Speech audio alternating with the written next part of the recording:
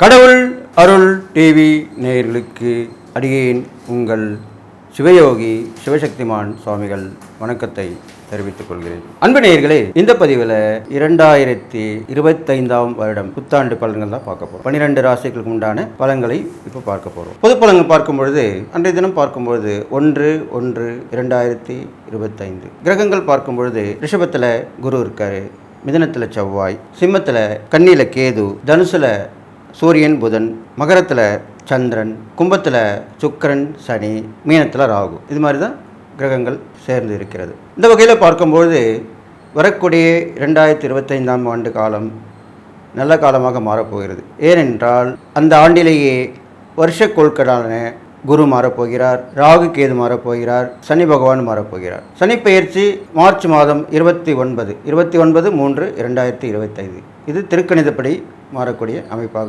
சொல்லப்பட்டிருக்கிறது. அதற்கடுத்த பிறகாக மே மாதம் 14ஆம் தேதி 14/5/2025 குரு பயிற்சி ஆகிறது, குரு மாறுகிறார். அதற்கடுத்ததாக 18/5 மே மாதம் 18ஆம் தேதி ராகு கேது, இந்த 4 கிரகங்களும் பயிற்சி ஆகின்றன. அந்த வகையில் பார்க்கும் பொழுது 3-4 மாதங்கள் கஷ்டங்கள் இருக்கும், அதுக்கப்புறம் பிரச்சனைகள் அகன்றுவிடும். அப்போது கிரகங்கள் எல்லாருமே மாறும் பொழுது, பெரும்பாலான கிரகங்கள் மாறும் பொழுது நன்மையே விளையக்கூடிய அம்சமாக இருக்கிறது. பொதுவாக பார்த்தீங்கன்னா இப்போது இந்த ரிஷபத்தில் குரு இருந்துட்டு இருக்கார், வக்ரம் பெற்று இருந்து கொண்டிருக்கிறார். அவர் வக்ர நிவர்த்தி ஆகி அதுக்கப்புறம் நிலையாக இருந்து அதற்கப்புறம் மிதுன ராசிக்கு பிரவேசமாக போகிறார். அப்படிப்பட்ட காலகட்டத்தில் என்ன நடக்கும்னு கேட்டிங்கனாக்கா, அப்போ ரிஷபத்தில் இருக்கும் பொழுது அவர் மிருகசீரிஷம் நட்சத்திரத்திலேயே இருந்து கொண்டிருக்கிறார், செவ்வாயோட நட்சத்திரத்தில் இருக்கிறார். செவ்வாயோட நட்சத்திரத்தில் இருக்கும் பொழுது பூமி லாபங்கள் எல்லாருக்கும் கிடைக்கும். எல்லாருக்குமே இடம் இல்லாதவங்களுக்கெல்லாம் இந்த 2025 இடம் கிடைக்கும், வீடு கட்டுவார்கள், புதுமனை புகுவார்கள், வீட்டை கட்டிப்பார், கல்யாணம் பண்ணிப்பார், திருமணமும் நடக்கும், இதெல்லாமே நடக்கும். அப்போது சுபகாரியங்கள் அதிகமாக இந்த 2025 நடக்க இருக்கிறது. இந்த குருவுடைய தன்மை மூலமாக சுபகாரியங்கள் கண்டிப்பாக நடக்கும். அடுத்ததாக பார்த்தீங்கன்னாக்கா கேது பகவான் கன்னியில் இருக்கிறார். கேது பகவான் கன்னியில் இருந்து அப்பயே முடிய போது நல்லா கேட்டுங்க, ஒரு கிரகங்கள் முடித்து பயிற்சி ஆகும்பொழுது நல்லது செஞ்சுட்டு தான் போவாங்க, அதுதான் உண்மையான விஷயம். அப்போ இதனால் வரைக்கும் கெடுத்துக்கூடிய இந்த கேது நல்ல சுபமான பலனை கொடுப்பார், அந்த இடத்துக்கு உண்டான பலனை கொடுப்பார். அப்போ கன்னி ராசியில் இருக்கும் பொழுது, புதனுடைய வீட்டில் இருக்கும் பொழுது கல்வியில் வளர்ச்சி கொடுப்பார், பெண்கள் வகையில் ஏற்றம் கிடைக்கும், குழந்தைகள் கல்வி முன்னேற்றமாக பதிவு செல்லும், குழந்தைகளுக்கு பாதுகாப்பு கண்டிப்பாக கிடைக்கும். இப்போ பாதுகாப்பு இல்லாமல் இருக்கு இல்லையா, அப்போ பாதுகாப்பு அடுத்த வருடம் முடிஞ்சோடனே, அடுத்த வருடத்தில் ஆரம்பிச்சிட்டோடனே அரசாங்கத்து மூலியமாகவும் தன்னார்வ தொண்டர் மூலியமாகவும் எல்லாமே விரும்பி வருவாங்க. குழந்தைகள் பாதுகாப்பை ரொம்ப உறுதிப்படுத்தக்கூடிய சூழ்நிலை வரப்போகுது, அப்போ கண்டிப்பாக நடக்கும். இது இல்லாமல் கிருமிகள், விஷ ஜந்துக்கள் இது மூலிமா பரவக்கூடிய விஷயங்கள்லாம் கட்டுப்படுத்தப்படும். அதுக்கெல்லாம் மருந்து வந்துடும், கண்டுபிடிச்சிருவாங்க. புதிய வைரஸ் கிருமி வரப்போகிறது, அதுக்கும் மருந்து கண்டுபிடித்து மக்களுக்கு ஆரோக்கியம் கண்டிப்பாக மேம்படும். புயல், வெள்ளம், அதிகமான மழை இதெல்லாமே பொழியக்கூடிய அம்சமாக இருக்குது. அடுத்த வருடம் நல்லாவே இருக்கும், சுபிட்சமாக இருக்கும். இருந்தாலும் மக்களுக்கு அவ்வளோவா பெரிய ஆபத்து வராது. விபத்துகள் அடிக்கடி ஏற்பண்ணிக்கொண்டே இருக்கும். அதுவும் இந்த ஏப்ரல் மாதத்துக்கு அப்புறம், தமிழ் புத்தாண்டுக்கு அப்புறம் அந்த விபத்துகள் குறைவு ஏற்படும். அது வரைக்கும் தான் இந்த மாதிரிலாம் இருக்கும். ஆபத்து விபத்து ரெண்டுமே ஏப்ரலுக்கு மேலே சரிசமமாகிடும். மக்கள் ஒவ்வொரு விஷயத்திலுமே போராடி வெற்றி பெறக்கூடிய அமைப்பாக அதோடும் இருக்க போகிறது. நியாயமான கோரிக்கைகளை வைத்து அவர்கள் அதில் வெற்றி பெறுவார்கள், மக்களுக்கு வெற்றி கிடைக்கும். காவல்துறை, இராணுவம் எல்லாமே பலப்படுத்தப்படும். பெண்கள் முன்னேற்றங்கள் அதிகமாக காணப்படுது. பெண்கள் எல்லாவற்றிலுமே இருக்க போகிறது. நல்லா கேட்டுங்க, அடுத்த வருடம் பெண்கள் காவல்துறையிலே அதிகமாக இருக்கக்கூடிய அமைப்பு வரப்போகிறது. பணக்காரர்களுடைய குணம் மாறுபடும், கொஞ்சம் மக்களுக்கு செய்யக்கூடிய அமைப்பாக இருக்கும். உதாரணத்துக்கு இப்போது ரட்டன் தாத்தா இறந்துட்டார், அவர் எவ்வளோ நன்மை தான தர்மம் பண்ணிட்டு போயிருக்காரு. இதெல்லாம் பார்த்து இப்போது அடுத்த வரக்கூடிய கிரகங்களுடைய மாற்றங்களால் பெரிய செல்வந்தர்கள் அந்த காலத்தில் சொல்லுவாங்க, இப்போ பணக்காரர்கள், கோடீஸ்வரர் அப்படி சொல்கிறோம், தொழிலதிபர்கள் அப்படிலாம் சொல்கிறோம். அவர்கள் எல்லோருமே மக்களுக்கு தான தர்மம் செய்வார்கள், மக்களுக்கு ஏதாவது ஒரு வகையில் உதவணும் அப்படின்ற அந்த எண்ணம் வரும். இது இல்லாமல் புதிய கட்சிகள் ஆரம்பிக்கப்படும், அதன் மூலிமா மக்களுக்கு விழிப்புணர்வு ஏற்படுத்தப்படும். இப்போது அரசியல் வரக்கூடியவர்கள் எல்லாமே ஆராய்ந்து அனுபவித்து மக்களுக்கு சேவை செய்யக்கூடிய வகையில் தான் வருவார்கள். ஏனென்றால் கிரக நிலைகள் அப்படித்தான் இருக்கிறது. அப்போது இப்போ வரக்கூடியவங்க எல்லாமே மக்களுக்கு நன்மை தான் செய்வார்கள், அப்படி எடுத்துக்கலாம். கண்டிப்பாக இது மாதிரி தான் நடக்க போகுது. புரட்சி ஏற்படும், ஆன்மீகத்திலையும் புரட்சி ஏற்படும், அரசியலில் புரட்சி வரும். இந்த இரண்டுமே 2025 கண்டிப்பாக நடக்கும். இப்போ எல்லாமே எல்லா வகையிலும் நல்லா நடக்க போகுது, உங்களுக்கு எல்லாமே கிடைக்க போகுது. இதனால் வரைக்கும் கிடைக்காதவங்களுக்கெல்லாம் கிடைக்கும். எல்லோருக்கும் எல்லாமும் அப்படின்ற கொள்கைப்படி மக்களுக்கு எல்லாமே பகிர்ந்தளிக்கப்படும். மேலோர், சிறியோர், ஏழை, பணக்காரர் அப்படிலாம் கிடையாது. எல்லாருமே சமத்துவமாக இருக்கணும், எல்லாருக்கும் ஒத்து வரணும். ஜாதி மத பேதமின்றி, இனம் மொழி மாறுபாடின்றி, அந்நிய இனத்தவர்கள் அப்படிலாம் சொல்லாமல் எல்லாரும் ஒரு இனம், எல்லா மக்களுக்கும் ஒரே சிந்தனை தான் இருக்குது, எல்லா மக்களும் ஒரே மாதிரி தான் இருக்காங்க. அதனால் எல்லாருக்கும் ஏழைகளுக்கு, பெரும்பாலும் ஏழைகளுக்கு, அவங்க எந்த மதத்தில் சார்ந்தவங்களும் சரி, ஜாதி மதம் இனம் மொழி பேதம் அற்று வறுமை கோட்டு கீழே உள்ளவங்களுக்கு எல்லாமே நல்லது கண்டிப்பாக நடக்க போகுது. அதனால் நடக்கும்னு சொல்லிட்டு எல்லா வகையிலும் ஏற்றம் இருக்க போகுது.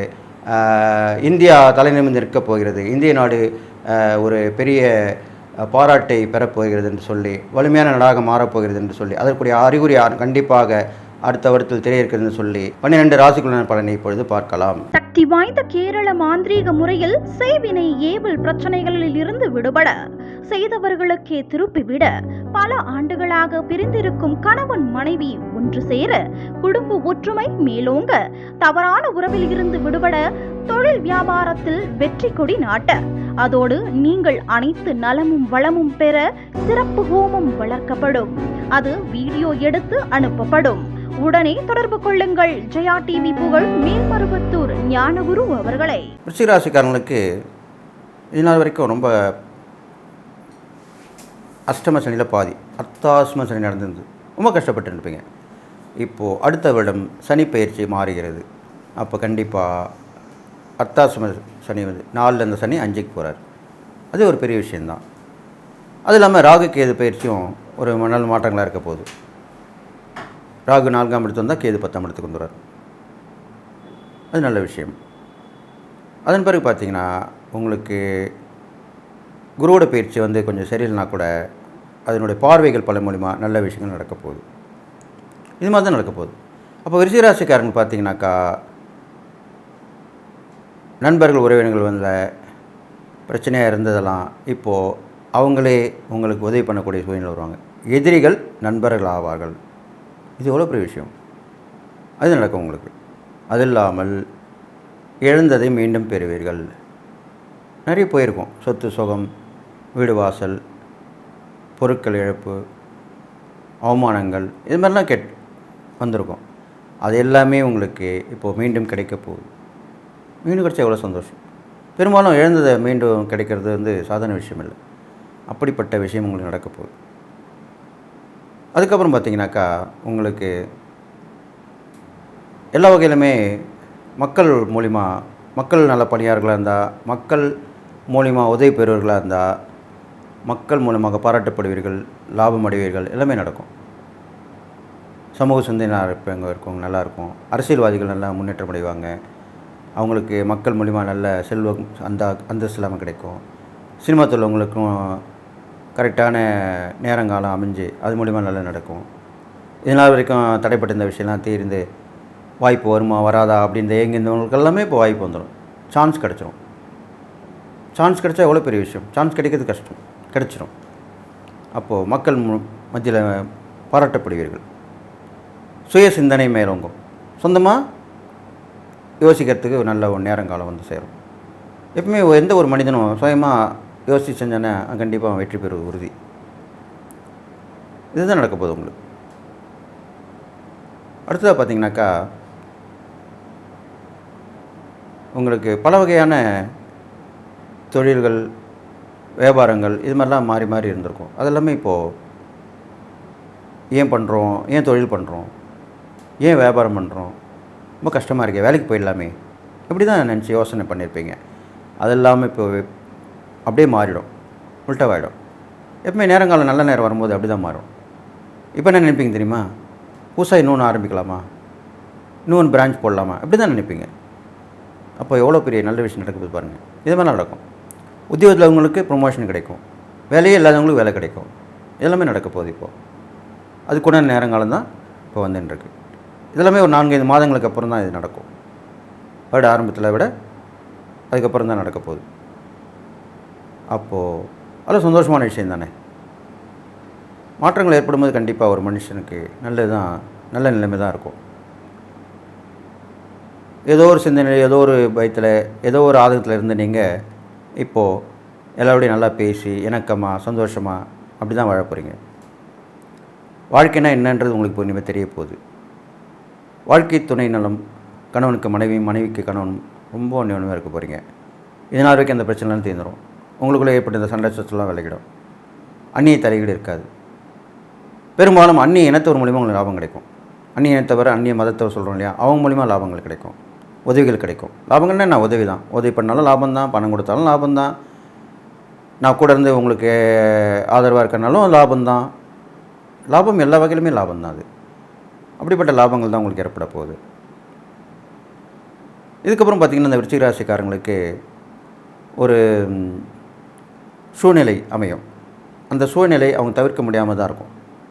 அந்த சூழ்நிலையை கடந்து வந்து விட்டீர்களானால் உங்களுக்கு அளப்பரிய அதிர்ஷ்டம், நல்ல ஒரு மேம்பாக்கான எண்ணம், முன்னேற்றம் எல்லாம் ஏற்படும். எப்படிப்பட்ட சூழ்நிலைனா, நீங்கள் முடிவு எடுக்கக்கூடிய ஒரு சூழ்நிலையாக தான் இருக்கும். அந்த நேரத்தில் இறை நம்பிக்கையோட தியான மார்க்கத்தில் ஈடுபட்டு இறை நம்பிக்கையோடையும் உங்களுடைய குலதெய்வம் இஷ்ட தெய்வத்தை வழிபட்டு ஒரு முடிவு எடுத்தீர்களானால் கண்டிப்பாக அந்த முடிவு நல்லாயிருக்கும். கண்டிப்பாக வெற்றி பெறுவீங்க. இது கண்டிப்பாக அந்த சூழ்நிலை உங்களுக்கு வந்து சேரும்.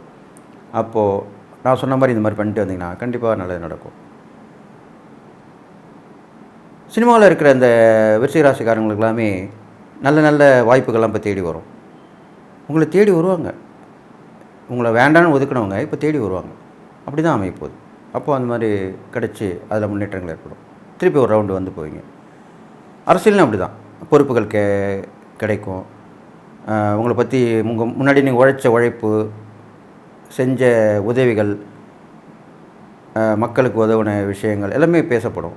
அப்போ திருப்பி உங்களை அழைப்பாங்க, திருப்பி வந்து பங்காற்றுன்னு சொல்லுவாங்க. மாணவ மாணவிகள்லாம் பார்த்திங்கனாக்கா கஷ்டப்பட்டு படிக்கணும். ஆனால் கருத்தூன்றி படிக்கணும். அப்போ தான், அதாவது என்ன பாயிண்ட்ஸோ அதான். எல்லாமே படிச்சிடக்கூடாது. எப்பயுமே எக்ஸாமுக்கு படிக்கணும்னா எல்லாமே படிச்சுட்டா அது பிரயோஜனம் இல்லை. கருத்தூன்றினா என்ன தெரியுமா, பாயிண்ட்டாக படிக்கணும். ஒரு கேள்வி கேட்குறேன்னா அதுக்குண்டான பாயிண்ட்டு தான். இந்த பாயிண்ட்டை படித்து எழுதினாலே பாஸ் ஆகிடலாம். அப்படி தான் நினைக்கணும். நல்லா கேட்டுங்க. எப்பயுமே இப்போ உள்ள காலகட்டங்கள்லாம் நல்ல மார்க் வாங்கணும், நல்ல இது வாங்கணும் அப்படின்னு எண்ணத்தோடு படிக்கக்கூடாது. அப்படி படித்தோம்னாலே நம்மளுக்கு எல்லாமே அந்த நேரத்தில் மறந்து போயிடும். கருத்தூண்டி படித்து பாயிண்ட்ஸாக எடுத்து யோசித்து ஆராய்ஞ்சு ரொம்ப ஆலோசனை பண்ணி அப்புறமா படித்து எழுதும்போது தான் அது கண்டிப்பாக நடக்கும். நீங்கள் எதிர்பார்த்த விட நல்ல மார்க் கிடைக்கும். இதுதான் விஷயம். சும்மா எப்போ பார்த்தாலும் படிச்சுட்டே இருக்கக்கூடாது. அந்தந்த நேரங்கள் ஒதுக்கி அதுக்கு உண்டு. எந்த நேரத்தில் படித்தா நம்மளுக்கு அந்த மனசில் பதியும் அப்படின்ற ஒரு நேரங்காலமே இருக்குது. விடிய காலையில் படிக்கலாம், மாலை வேளையில் படிக்கலாம். இந்த 2 நேரம் தான் உரிய நேரமாக சொல்லப்பட்டிருக்கு. அப்போ அந்த மாதிரி நேரத்தில் படிக்கணும் தான் நல்லா படித்து தேர்ச்சி அடையலாம். போட்டி பந்தயம்லாம் நீங்கள் கலந்துட்டு வெற்றி பெறலாம். கண்டிப்பாக உங்களுக்கு அந்த வெற்றி உறுதி செய்யப்பட்டிருக்கு. இது இல்லாமல் சகோதர உறவுகள்லாம் பலப்படும். அவங்க மூலிமா உதவிகள் கிடைக்கும். அவங்க அனுசரணையாக ஆதரவாக இருப்பாங்க. கூடமாட வந்து உதவி பண்ணுவாங்க. எல்லாத்துக்குமே நிற்பாங்க. வந்து இதனால் வரைக்கும் இல்லாமல் வந்திருப்பாங்க, இப்போ வந்து நிற்பாங்க. எப்பவுமே நட்பும் உறவுமே வந்து தான் போகும். எப்பவுமே கூட எப்பவுமே எல்லாருக்குமே கூட இருக்கணுன்றது நம்ம சொல்ல முடியாது. அந்த மாதிரி உண்டான அமைப்பு இப்போ உங்களுக்கு வரப்போகுது. நீங்கள் செய்யக்கூடிய இறை பரிகாரம் பார்க்கும்போது உங்களுக்கு ராசியாதிபதி செவ்வாய். அந்த செவ்வாய்க்கு முருகர் தான் அதிதேவதை சொல்லப்பட்டிருக்கு. இந்த நீர்நிலைகள் பக்கத்தில் ஆறு, குளம், ஏரி, கடல் இது மாதிரி உள்ள நீர்நிலைகள் உள்ள அருகில் உள்ள முருகர் கோயிலுக்கு நீங்கள் போயிட்டு வரலாம். அவர் வழிபட வரலாம். அந்த நீர்நிலைகள் நீங்கள் ஸ்நானம், எப்பவுமே நீர்நிலைகள் பக்கத்தில் இருக்கிற கோயில் போனாக்கா நம்ம ஸ்நானம் பண்ணிட்டு போகிறது தான் நல்லது. இல்லை ஸ்நானம் பண்ண வேணாம். ஸ்நானம்னா குளிக்கிறதுன்னு முடியலனா கூட நம்மளுடைய கை கால்களை கழுவி தலையில் நீர் தெளித்து செல்வது தான் ரொம்ப விசேஷமானது. ஏன்னா நம்ம சுத்தப்பட்டு தான் உள்ளே போகணும். நம்ம அப்படியே போகக்கூடாது. நம்ம மனசும் சுத்தமாக இருக்கணும், உடலும் சுத்தமாக இருக்கணும். அப்போ தான் இறை வழிபாடு முழுமையாக கிடைக்கும். இதுதான் உண்மையான விஷயம் ஆன்மீகத்தில். மனதும் உடலும் சுத்தமாக இருக்க வேண்டும். அப்படி பண்ணி போனீங்கன்னா கண்டிப்பாக உங்களுக்கு அந்த இறை வழிபாட்டினால் நல்ல பலன் தான் ஏற்படும். சும்மா ஏனோதானு போகக்கூடாது. ஒரு குறிக்கோள் போகணும், ஒரே பிரார்த்தனை வைக்கணும். எப்பயுமே இறை வழிபாடு பண்ணும்போது ஒரே ஒரு கோரிக்கை மட்டும்தான் நீங்கள் வைக்கணும். எனக்கு அது வேணும், இது வேணும், இது நடக்கணும், அது நடக்கணும் அப்படிலாம் சொல்லவே கூடாது. ஒரு பெரிய பிரச்சனை கண்டிப்பாக இருக்கும் எல்லாருக்குமே. மனிதனாக பிறந்த எல்லாருக்குமே ஒரு பிரச்சனை பெருசாக இருக்கும். அதுதான் கண்ணுக்கு முன்னுக்கு தெரியும். அந்த ஒரு பிரச்சனை தீரும். ஏன்னா அதுக்கப்புறம் நம்ம கோயில் போகாமல் இருக்க போடுமா, வராமல் இருக்க போகிறோமா? அப்போ போகும்போது அந்த பிரச்சனையை நினச்சிக்கிட்டே போகணும். அது பிரச்சனை தீர்ந்தோடனே அடுத்த பிரச்சனை போகலாம். இதுதான் விஷயம். இது தெரியாமல் தான் எல்லோரும் போயிட்டு ஒரே நேரத்தில் எல்லா கோரிக்கையும் வச்சு எனக்கு நடக்கலை, நான் பரிகாரம் செஞ்சேன், அது பண்ணேன், இது பண்ணேன். உங்களெல்லாம் பண்ண சொல்லவே இல்லை சுவாமி. சுவாமி கேட்குறதே கிடையாது. நம்ம இஷ்டப்பட்டு பண்ணுறது தான். நம்ம சாப்பிட்ற உணவு கூட அதுக்கு முன்னிச்சு வச்சு காட்டுறது, காட்டி அதை நம்ம சாப்பிட்றோம், அதுதான்.